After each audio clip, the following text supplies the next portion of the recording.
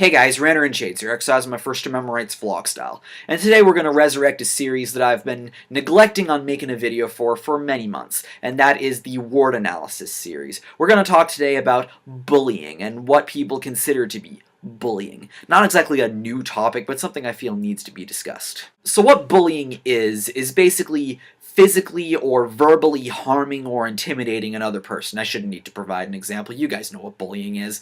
But then you get crap like cyberbullying, which kind of branches off into a whole new topic almost. People consider cyberbullying to be verbal harassment on the internet. But oftentimes people pull the cyberbullying card because they don't like what folks are saying to them. If it were a death threat, I'd understand, because that's actually a serious thing. But that isn't exactly bullying, is it?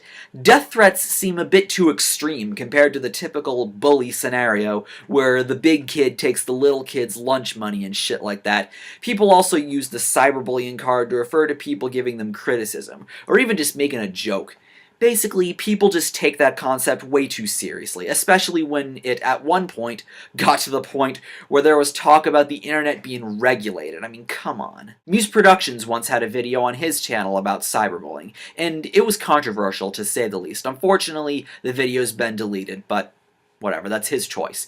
He made some great points in that video. I remember one of them was that bullying has been a concept that's existed since the dawn of time. People have been picked on forever, including me, but I'll get to more of that later. But bullying is just one of those things that's just a part of life, and you really can't stop it. It's always going to be there, and the best you can do is just learn to cope with it, or, as Mark put it in that video of his, man the hell up. Does anybody remember that point in time where there was talk about anti-bullying laws?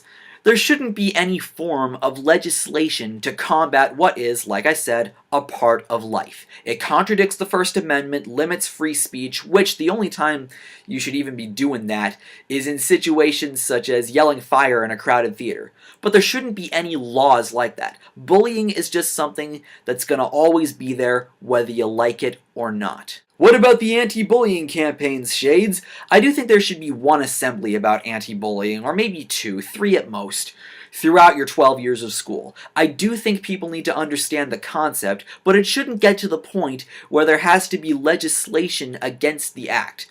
Because you can't go through life thinking you live in this happy, fluffy, lollipop rainbow place you were raised to believe it is. The world ain't a kind place, and eventually we learn that.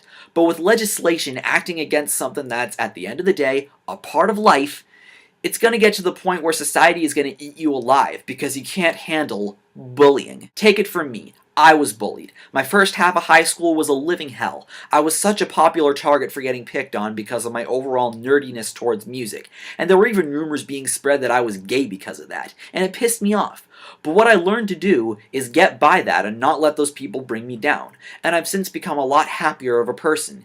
Even during that time, I thought those anti-bullying laws were a load of horseshit, because even though I was really unhappy with what was happening to me, I accepted the fact that bullying is a part of life and that no law could stop it. That is what freedom of speech means to me. One last thing I want to talk about is the hypocrisy associated with bullying.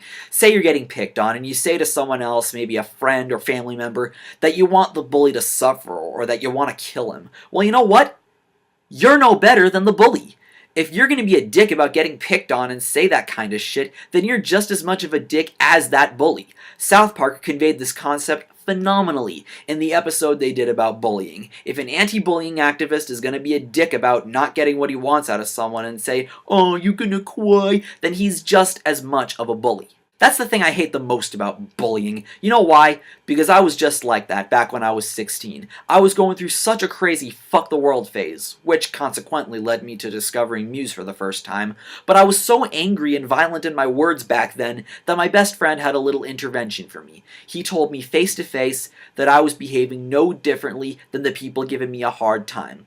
What he told me that day basically got me to grow up, and that's what these kinds of people need to do, both the bullies and the victims. Do I think bullying is bad? Yes. Do I think the bullies are assholes? Yes. But do I think bullying needs to be outright stopped? No. That's something that people really need to learn to understand growing up. Assholes will be assholes. That's really it. And the best you can really do is just let it pass you by. Take it from me, you'll be a much happier person, and you'll feel a lot better about yourself. I can definitely say that applies to me. I do have my weak moments from time to time, but I can pick myself back up pretty easily. It might not be as easy for others, and I understand that.